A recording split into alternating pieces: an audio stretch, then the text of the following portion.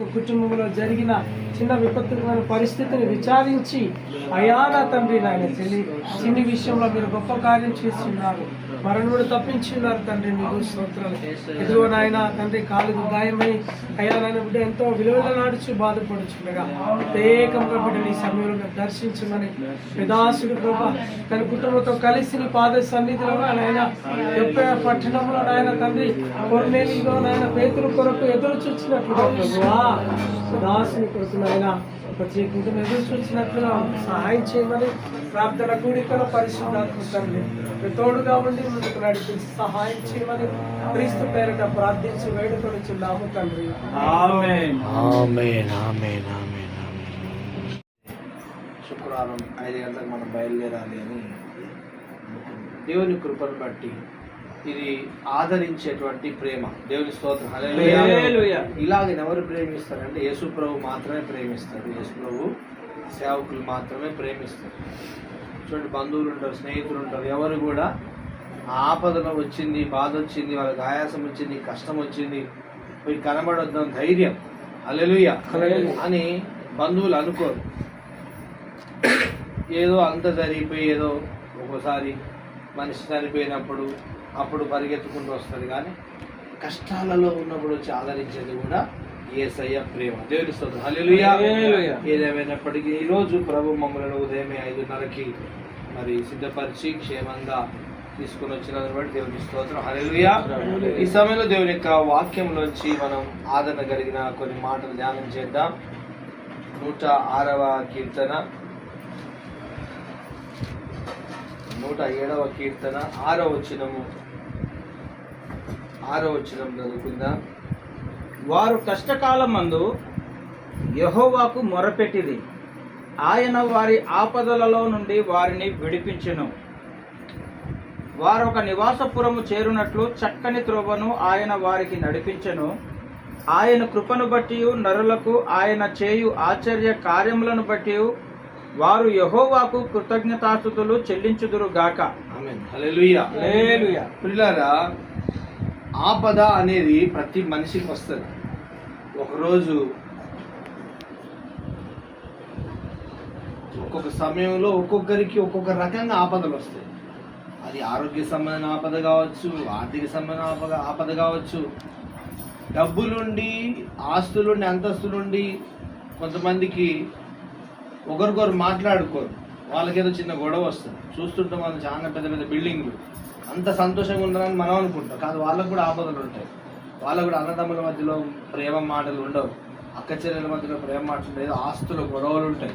ఇలాగ నా మనిషికి ఏదో ఒక విధంగా ఆపదలు అనేవి వస్తాయి. అప్పుడు దేవుని బిడ్డలు ఏం చేయాలంటే దేవునికి ప్రార్థన చేయాలి. మరొకసారి చదువుకుందాం మాట 6వ వచనం.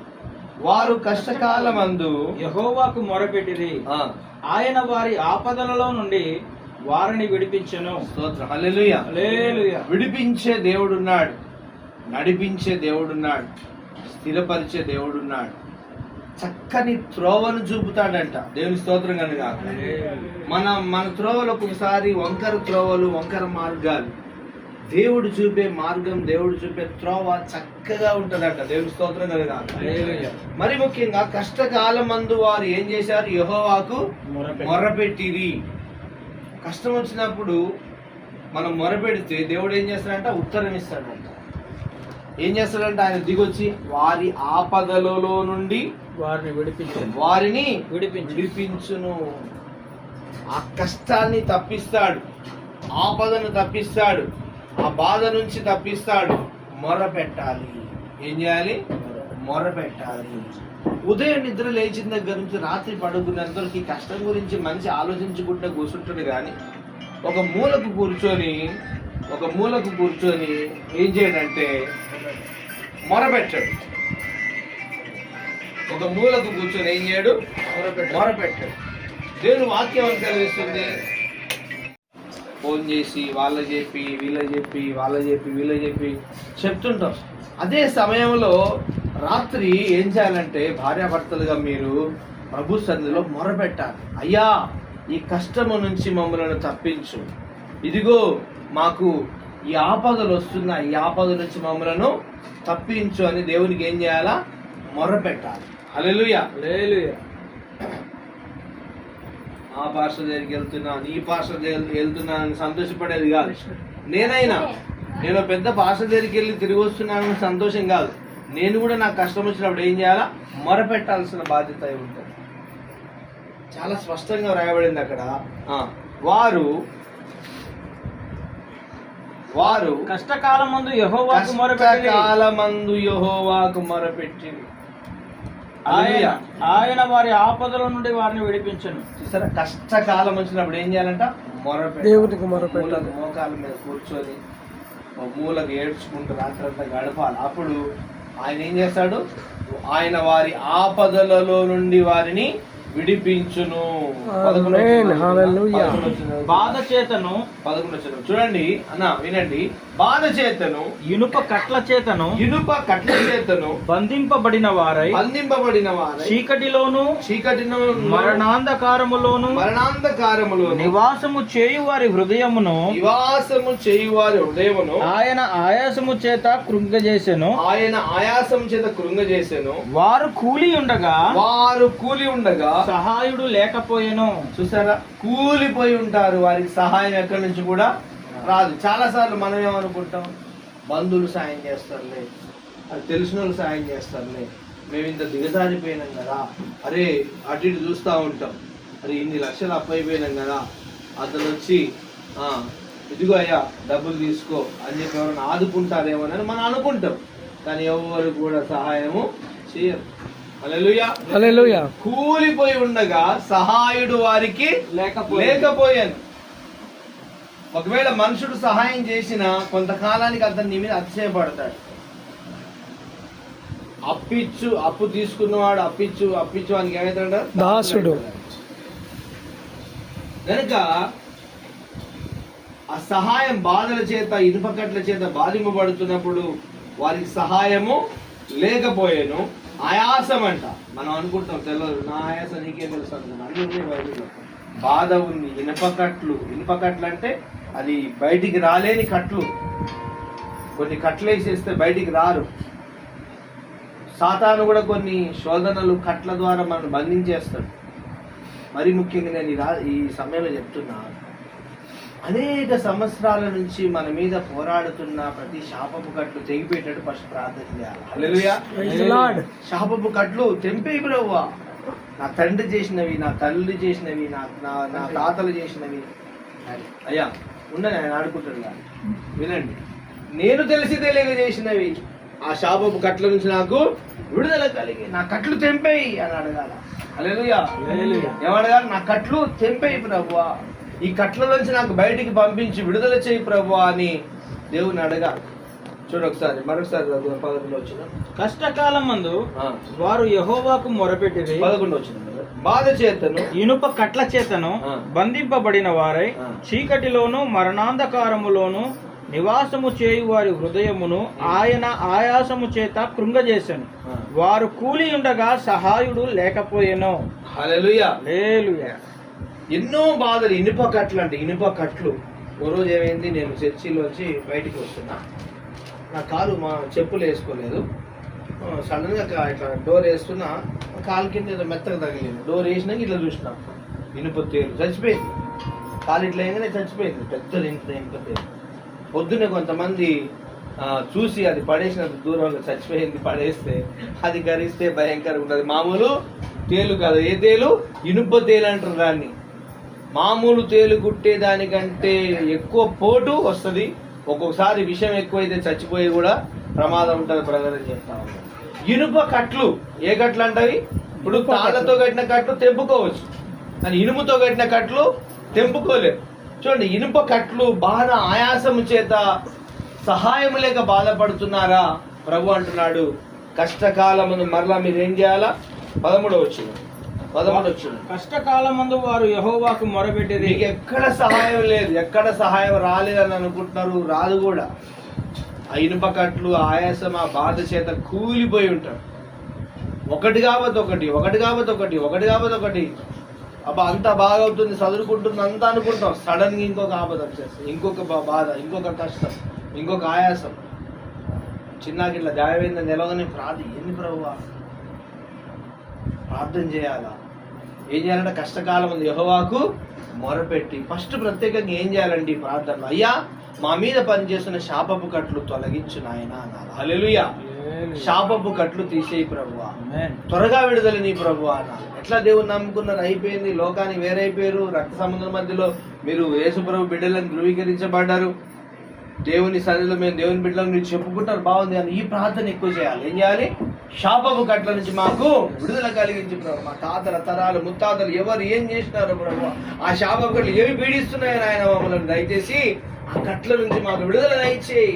నేను తెలిసి తెలియక చేసిన కూడా విడిపించు ప్రభు అన్నాను. ఇదే చేతులతో చేసిన నేను కూడా భయంకరమైన త్రాగుడు ఇదే చేతులతో చేసిన. నాకు నేను కూడా ఎన్నోసార్లు ప్రార్థన చేసుకున్నాను, ప్రభువా నా పాపాలు క్షమించు, నేను చేసిన ప్రతి పాపంను తప్పును క్షమించిన ఆయన అని నాకు నేను అడుక్కుని చేయాలి. కానీ నేను నీ కట్లను తెంపివేస్తాను. ఆయన వారి కట్లను తెంపివేసి వారిని విమోచించిన వాక్యం సెలవిస్తుంది. ప్రార్థన చేసుకుందా మన మధ్యలో విజయం మతే భాష ప్రార్థన చేస్తుంది. ప్రార్థన. మహాపరిశుద్ధుడా, ప్రేమ కనికరం గలన గొప్ప తండ్రి, నిన్న నేడు నిరంతరం ఏకరీతిగా ఉన్న మా దైవమా, ఈ ఘనమైన పరిశుద్ధ శ్రేష్టమైన నామం బట్టి వేలాది స్తోత్రాలు చెల్లిస్తున్నాను తండ్రి. ఈ శుభ శుక్రవారం నాడు ఇదిగో నాయన ఈ మహానగరంలో నివాసం చేస్తున్నటువంటి మీ దాసుడు దాసురాల యొక్క గృహమందు అయా తండ్రి ఈ విధముగా కలిసి ప్రార్థన చేసేటటువంటి అవకాశాన్ని ఇదిగో నా తండ్రి మా అందరికి మీరు కల్పించినందుకు నీకు స్తోత్రాలు చెల్లిస్తున్నాను నాయన.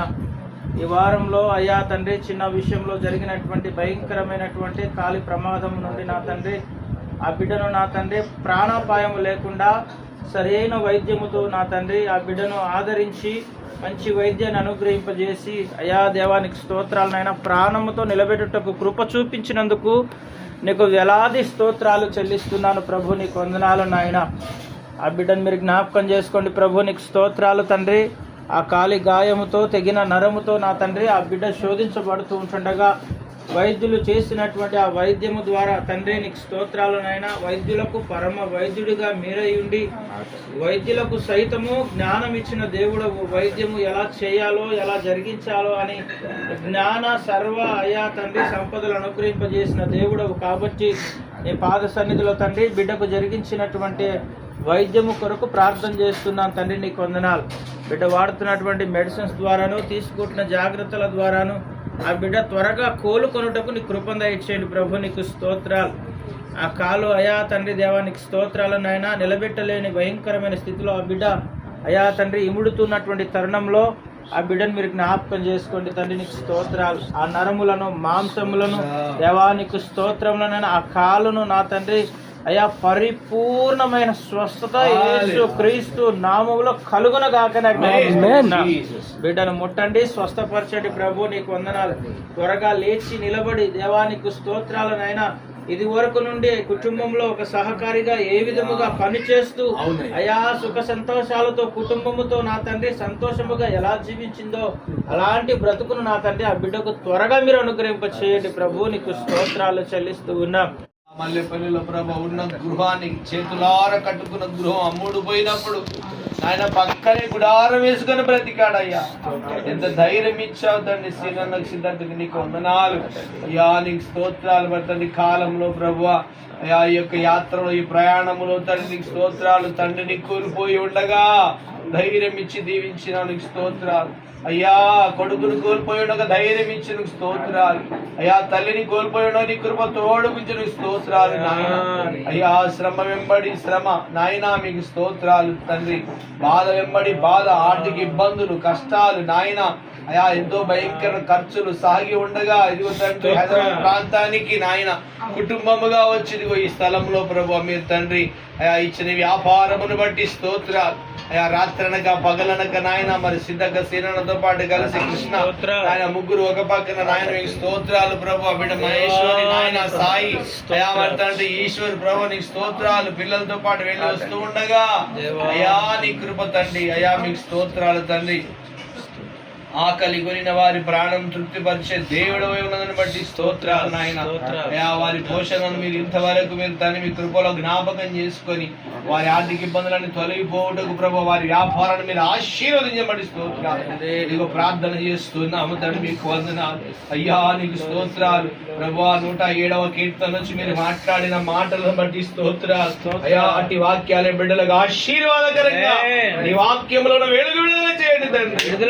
మరణములో నుంచి చీకటి నుంచి విడుదల చేయండి ప్రభు. ప్రతి ఇనుప కట్ల నుంచి విడుదల కలుగును గాక. తెంపివేయండి తండ్రి ప్రతి కట్టు, ప్రతి కాడి విరిగిపోను గాక.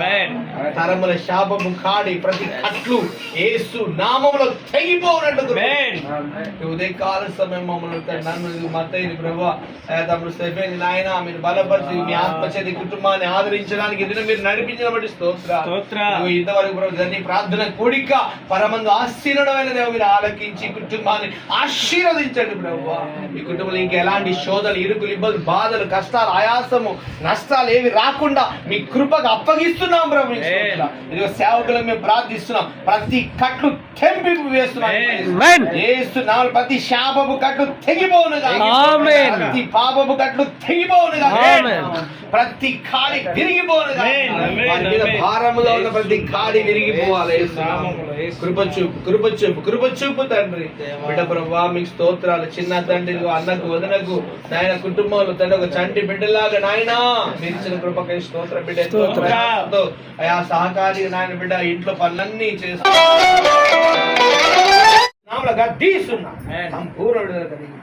దయచూపండి. వ్యాపారాలు దీవించి ఆశ్రయించుకోండి. ప్రతి నష్టమును ఆశీర్వాదకరంగా మార్చండి. దుఃఖము ప్రతిగా రెట్టింపు ఘనతనిచ్చే దేవుడు, దుఃఖమును ప్రతి సంతోషపరిచిన వస్త్రమును కప్పే దేవుడు మీ కృపకు అప్పగిస్తున్నాం. మా సాహసాన్ని దీవించి ఆశ్రయించు ప్రభా.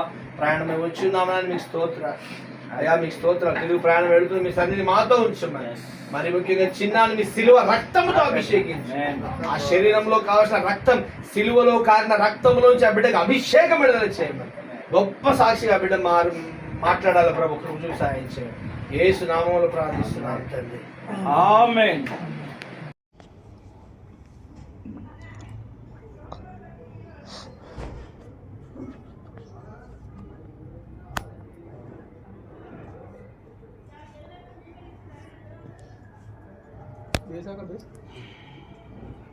ఈ బిడ్డ మీద మీ సిల్వ రక్తాన్ని ప్రోక్షించి జీవితాన్ని ఎడమ కాలు వెనక నరము కట్టైన ఆ నరము త్వరగా అతకబడి సర్జరీ అయిన స్థలం మీ సిల్వ రక్తం ప్రోక్షిస్తుంది.